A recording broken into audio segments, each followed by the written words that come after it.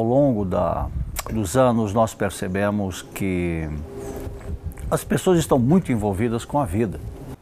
É o que desde antigamente os gnósticos já diziam, que aqueles que são do mundo estão no mundo, servem ao mundo e dificilmente conseguem romper com o mundo, ou seja, as coisas do mundo, a vida comum e corrente, como ela se apresenta diante de nossos olhos, né?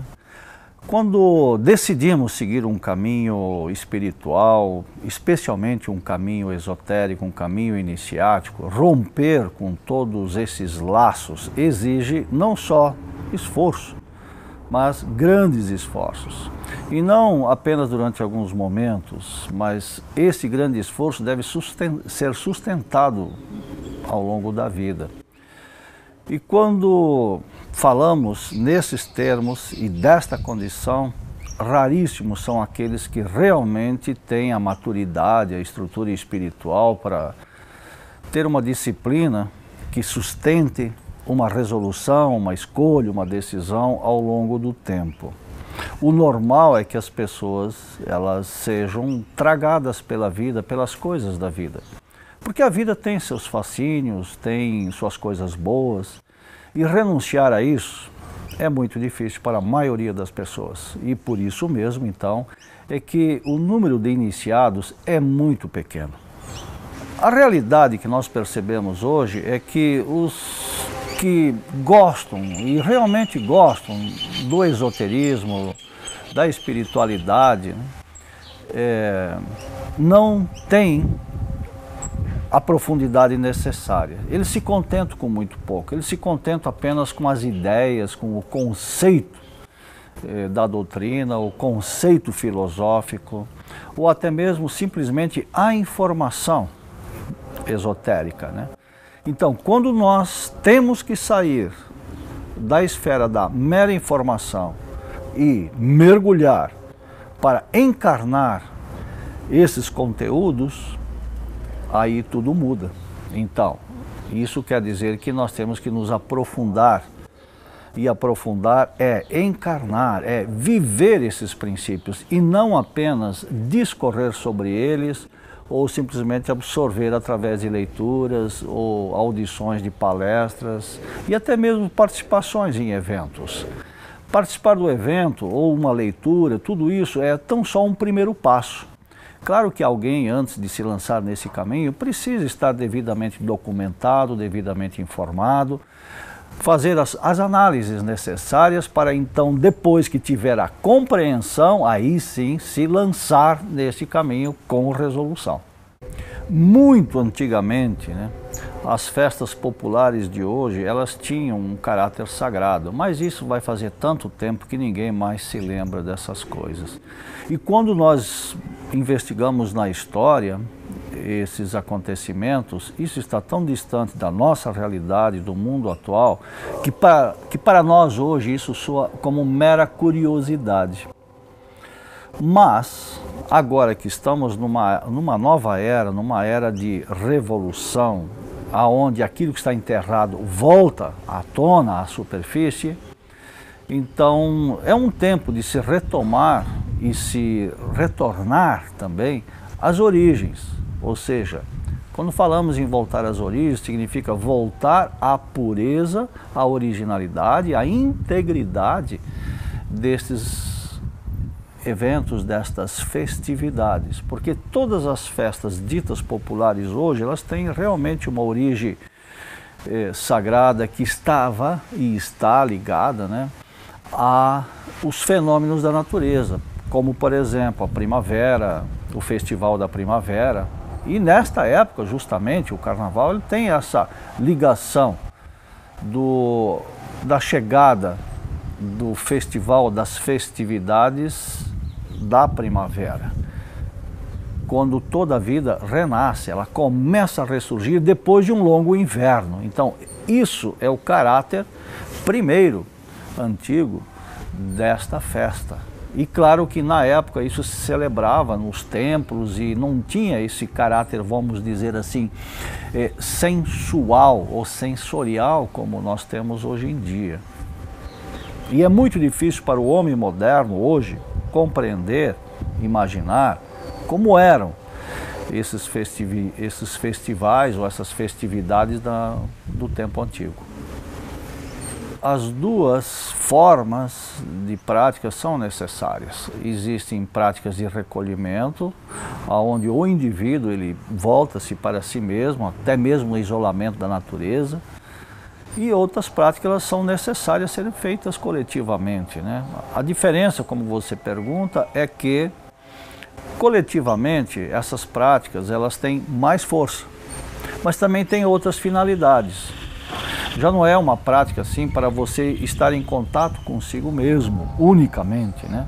Mas essas práticas coletivas se destinam a gerar um tipo de energia que depois é utilizado pelos devas, pelos elementais, para melhorar a condição de vida de muitas pessoas que estão distantes de nós. Porque nós temos que entender que a natureza é uma única coisa, é um único ser, uma única realidade, e todos nós estamos conectados ou interconectados. Então, o que eu faço afeta o outro, quer eu saiba disso ou não. Então, o que eu faço de bom beneficia outros, mas o que eu faço de errado também prejudica outros. Mesmo que eu não tenha consciência disso, isso é uma lei natural, e assim é. E aqueles que têm olhos de ver percebem essas coisas.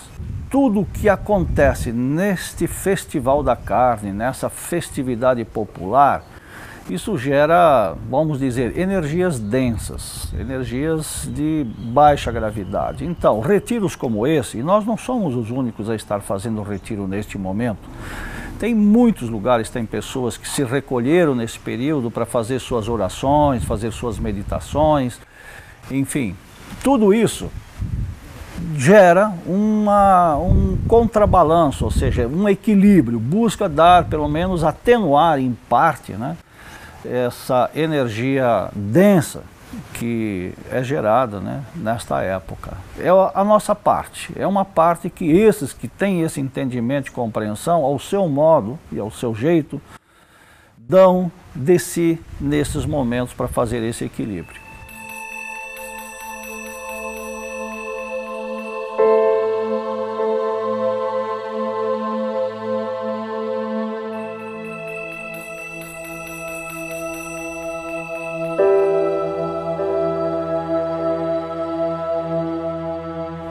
O Jardim dos Mestres surgiu naturalmente, a partir de uma inspiração.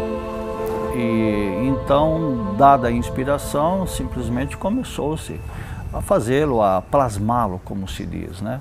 E a finalidade realmente é ter aqui na sede da igreja uma área, um cantinho, aonde o estudante que nos visita ou que participa de nossos eventos possa se recolher, possa fazer sua meditação, justamente num recanto maravilhoso, num recanto apropriado para isso. Então, há toda a energia, né, que contribui, colabora para este recolhimento, para essa introspecção, para essa meditação, para essa, vamos dizer, reunião consigo próprio, né? Então, esse jardim foi consagrado aos Budas justamente por isso, né? Porque é o local de meditação, de recolhimento, né? E meditação, recolhimento está associado à mente, o mundo da mente, ele é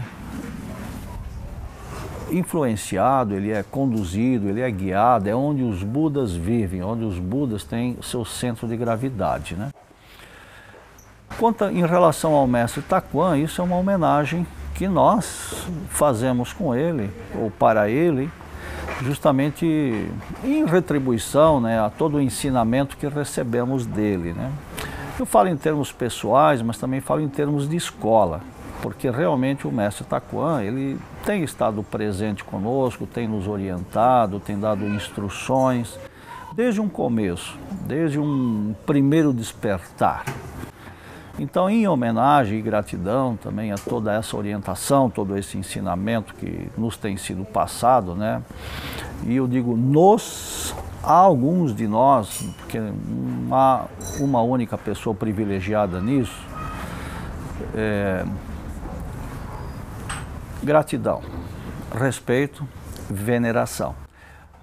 Por outro lado também, nós fizemos essa homenagem porque não é somente desta existência que nós conhecemos o Mestre Taquan. E quando nós falamos esse nome, Mestre Taquan, nós nos referimos à sua última encarnação, que foi no Japão, e aonde ele alcançou esse grau, ele alcançou a iluminação numa linha de Zen budismo. Então, como tomamos consciência desses fatos, decidimos, através de um recanto simples, humilde, fazer essa homenagem, né? E dar esse conhecimento, essa divulgação, e indicando até mesmo seus livros que estão hoje disponíveis aqui no Brasil, como, por exemplo, Mente Liberta. É um grande ensinamento para todo aquele que chega a esses estudos. Ali é ensinado como exatamente liberar-se da mente, ou melhor dito, como liberar a mente de certos apegos. Esta é a mensagem que o Mestre Taquan deixa através deste livro.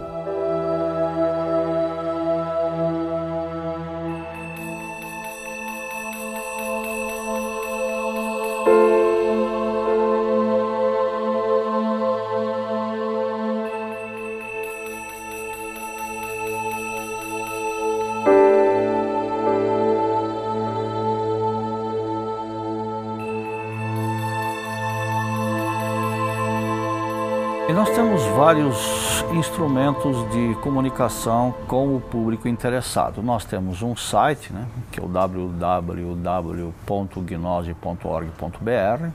Nós temos uma revista chamada Gnose Viva, que é distribuído gratuitamente, não só em Curitiba, São Paulo e outras cidades do Brasil.